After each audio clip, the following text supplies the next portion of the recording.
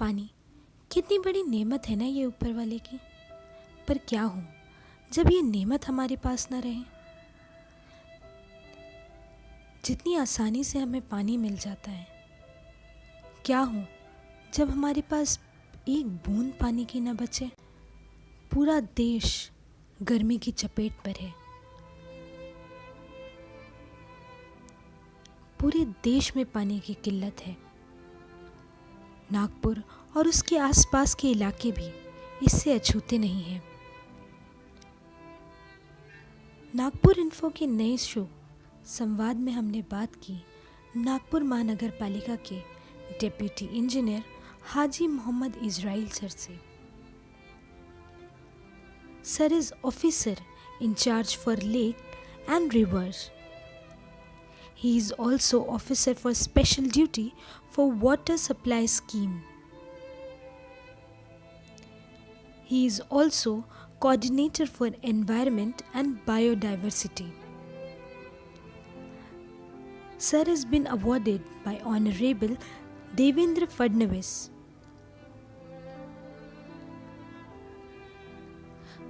Sir also represented NMC in various countries.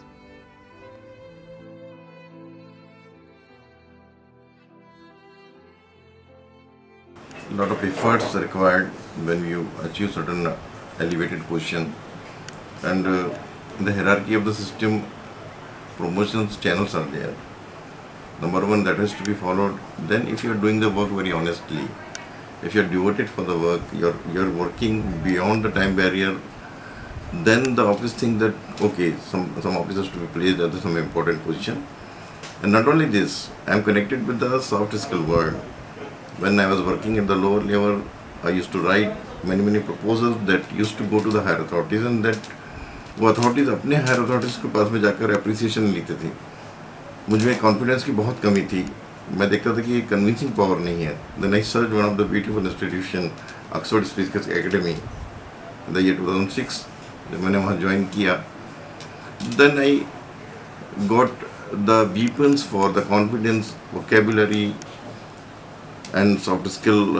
जितनी भी properties हैं वो मैंने धीरे धीरे कैप्चर करना शुरू किया। And then I got certain confidence, and I started to fulfill my job, my duties very comfortably with the confidence.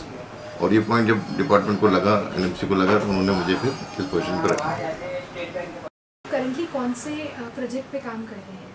Well Sumaiya, अभी मैं जो काम कर रहा हूँ एक पेज 4 एक प्रोजेक्ट है जो कि गवर्नमेंट ऑफ इंडिया से JNNERM में अप्रूव था। 2006 से उस प्रोजेक्ट में हम काम कर रहे थे, और मैं incharge of the lakes and river Nagpur city होने की वजह से पूरे शहर के तालाबों के काम मेरी देखरेख में होते हैं। तो वाटर सप्लाई का हम लोग 30 किलोमीटर दूर से पानी लेकर आ रहे हैं। वो एक प्रोजेक्ट हमने किया 500 करोड़ का, जो CM के हाथ से इनॉग्रेट भी हो गया है 28 मार्च को। बट कुछ काम अभी बाकी है, फिनिशिंग वर्क, एंड लेक का काम अभी भी चालू है, जिसमें कि हम साइंटिफिक रिजोनेशन ऑफ द लेक करते हैं गवर्नमेंट ऑफ महाराष्ट्र के फाइनेंशियल एड की सहायता से। जी सर, जैसे कि आपने बताया कि आप वाटर सप्लाई का भी प्रोजेक्ट देख रहे हैं, तो जैसे कि आप जानते हैं कि नागपुर में गर्मी इतनी पड़ रही है और वाटर ड्रॉट सिचुएशन चल रही है हर जगह, तो इस करने के लिए कौन कौन से मेजर्स आप अपना रहे हैं?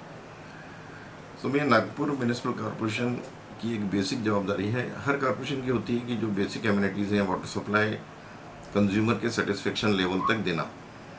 नागपुर शहर में इतना पानी है कि हम अपनी जनता को बहुत अच्छे से पिला सकते हैं और हमें कोई स्कैर्सिटी का सामना नहीं करना पड़ता है।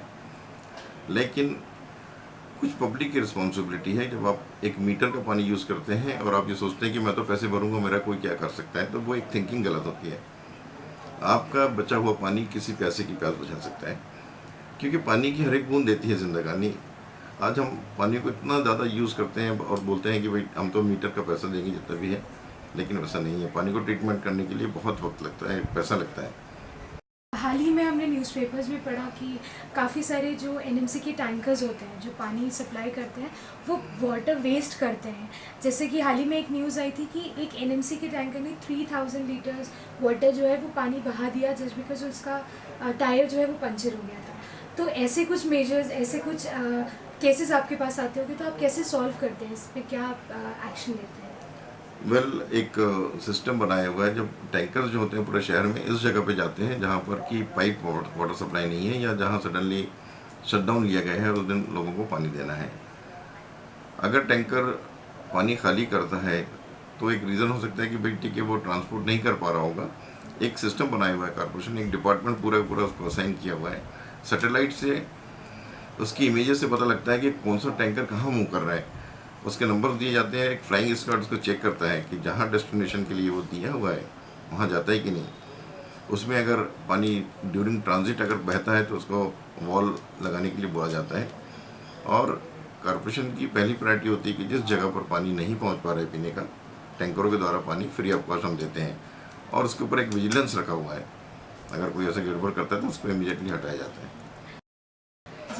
सर, जैसे नागपुर के आसपास के काफ़ी सारे इलाके जो एनएमसी के अंडर आते हैं, जो भी हाल ही में पानी की मार झेल रहे हैं, तो उसके लिए हम स्पेशली आप कौन कौन से मेजर्स ले रहे हैं? नागपुर महानगर पालिका ऐसे एरिया को आइडेंटिफाई करती है गर्मी के बहुत पहले, जहाँ पर कि गर्मी में पानी की दिक्कत होने के चांसेस हैं, जहाँ पर पाइपलाइन नहीं डली हुई है। वहाँ पे हम देखते हैं कि जो कुएँ रहते हैं, पब्लिक वेल हो या प्राइवेट वेल हो, उसकी सफाई अगर प्राइवेट है तो उनको बोला जाता है ओनर को कि आप साफ रखो। पब्लिक वेल है तो कचरा निकाला जाता है, उसमें मोटर लगाई जाती हैं और वो पानी अगर पीने के योग्य है तो भी supply that water to the nearby areas. और ऐसा करने में हम पीने के पानी की किल्लत को बहुत हद तक दूर करते हैं इस बार। सर, मैं ये भी जानना चाहूँगी आपसे कि आपके डिपार्टमेंट को गवर्नमेंट से क्या मदद मिलती है, गवर्नमेंट का रोल क्या होता है, स्पेशली इन समर में कुछ इमरजेंसी वाटर सप्लाई स्कीम्स हम लोग बनाते हैं, बोरिंग करने वाले, टैंकर्स लगाने वाले। गवर्नमेंट उसमें हमको ग्रांटेड एड देती है, ठीक है आप इतना पैसा हमारा रहेगा, इतना आप लगाइए। ये तो अपार्ट फ्रॉम प्रोजेक्ट होता है जो गवर्नमेंट कमिटेड अमाउंट हमको देती है कि चलो ये प्रोजेक्ट में हम 30-70% देंगे, आप 30% लगाइए। मैं कुछ लेक्स से भी काम करता हूँ जिसमें कि गवर्नमेंट हमें 70% देती है। लेकिन इसको बोलते हैं तातडीची पाणी पुरवठा योजना। अशा जी योजना असतात त्याच्यात गव्हर्नमेंटच्या काही शेअरिंग असतात, NMC रिसोर्सेस म्हणून आम्ही पैसे लावतो आहे आणि लोकांच्या वेलफेअरसाठी आम्ही तो स्कीम तातडीची स्कीम आम्ही उन्हाळ्यात पूर्ण करतो आहे, so that water scarcity should be reduced and people should get the water. जी सर, वैसे आपने काफ़ी सारी जानकारी दी हमारे व्यूवर्स को आज।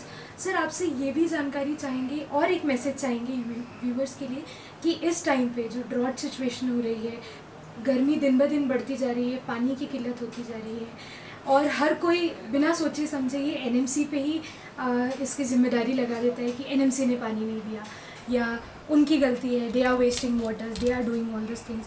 तो मैं चाहती हूँ कि आप उन लोगों को ये मैसेज दें आपकी तरफ से कि NMC क्या कर रही है और क्या लोगों को मेजर्स लेने चाहिए उनके लेवल पर। वेल सुनिए, मैं अपने नागपुर वासियों से, जहाँ का मैं भी खुद एक बंदा हूँ, एक सिटीज़न हूँ, ये बोलना चाहता हूँ कि पानी ईश्वर की बहुत ही बहुमूल्य देन है। आप देखा जाए तो पुरानी जो प्राचीन सभ्यताओं का जो उदय हुआ था हमेशा नदियों के किनारे होता था। नागपुर शहर भी जो बसा हुआ एक नदी के किनारे है। उस नाग नदी ने अपना नाम शहर को दिया और बख्त बुलंद शाह जो पहले 18वीं शताब्दी के बादशाह थे, इस शहर को नागपुर शहर का नाम उन्होंने दिया। आज नदी की हालत सभी देखते हैं कि वो एक कचरा को ले जाने वाली, एक सीवरेज को लेके जाने वाली एक सलेज के अलावा कुछ भी नहीं। बड़ी शर्म आती है उस नदी को नाग नदी बोलते हुए जिसने अपना नाम इस शहर को दिया। दोस्तों, अगर हम पानी की बचत करें, अगर मैं आपको दुनिया का नक्शा दिखाऊं और पानी की अहमियत बताऊं तो दुनिया में सिर्फ पीने योग्य पानी 3% of the total water available है। ये 3% पानी या तो पोलर्स में है, उत्तर ध्रुव दक्षिण ध्रुव में, या फिर ज़मीन के नीचे है। आज खेती में हम 75% of the available water use करते हैं। पूरे दुनिया के लोग, प्यारे दोस्तों, 20 लाख मैट्रिक टन कचरा नदियों में, नालों में, समुद्र में डालते हैं आज। और ये कचरा डालने की वजह से 12,000 किलो क्यूबिक मीटर पानी प्रतिदिन दूषित होता है, जो कि 10 बड़ी नदियों के बराबर है। अगर यही हाल रहा तो 15 दिन में, 15 महीनों में, 15 सालों में शहर में जो पानी का लेवल है धीरे धीरे कम होता जा रहा है और ये हम प्रेडिक्ट कर चुके हैं कि दिल्ली में 15 साल के बाद में पानी की इतनी भयंकर कमी आएगी कि सारी इंडस्ट्रीज को बंद करना पड़ेगा। आप पानी बचत की शुरुआत अपने घर से करें। जब पानी पीने के जो यूज़ है सिर्फ उसको डेली आपको कंटेनर को बदलने की ज़रूरत नहीं, पानी फेंकने की ज़रूरत नहीं। वो पानी स्वच्छ ही रहता है। अगर आप एक हफ्ते भी पीते तो उसमें कोई खराबी नहीं है। उसका कंजर्वेशन करें। बाकी चीज़ों को यूज़ करने के लिए, धोने के लिए आप रेन वाटर का कंजर्वेशन करें। उसका अरेंजमेंट अभी से करके रखें बारिश के पहले, तो आप देखेंगे कि पानी पर लोड बहुत कम होगा। इस शहर में पानी की किल्लत वैसे भी नहीं है। अगर पानी का कंजर्वेशन किया जाए, उसकी बचत की जाए, और मैं डेफिनेटली जो फीमेल ऑफ द सिटी मैं बोलता हूँ, हमेशा बचत करने में हमारी महिलाएं आगे रहती हैं, अग्रणी रहती हैं।